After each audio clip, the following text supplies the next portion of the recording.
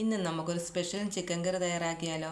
10 minute കൊണ്ട് എണ്ണ അല്പം പോലും ചേർക്കാതെ സവോള വഴറ്റാതെ ഈ രീതിയിലൊന്ന് തയ്യാറാക്കി നോക്കിക്കേ.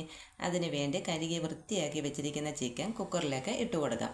അതിനുശേഷം മീഡിയം സൈസിലെ 2 സവോള അരിഞ്ഞതും ഇഞ്ചിയും വെളുത്തുള്ളിയും ചതച്ചതും കുറച്ച് മഞ്ഞൾപ്പൊടിയും 2 ടീസ്പൂൺ കാശ്മീരി മുളക് പൊടിയും 1 ടീസ്പൂൺ മല്ലിപ്പൊടിയും 1 ടീസ്പൂൺ ചിക്കൻ മസാലപ്പൊടിയും കുറച്ച് കുരുമുളക് പൊടിയും കുറച്ച് ഗരം മസാലപ്പൊടിയും പിന്നെ 2 സ്പൂൺ തൈരും ഉപ്പും കറിവേപ്പിലയും ചേർത്ത് ഒരു 2-3 മിനിറ്റ് നന്നായിട്ടൊന്ന് മിക്സ് ചെയ്തതിന് ശേഷം ഒട്ടും തന്നെ വെള്ളം ചേർക്കാതെ കുക്കറൊന്ന് അടച്ചു വെച്ച് കൊടുക്കാം.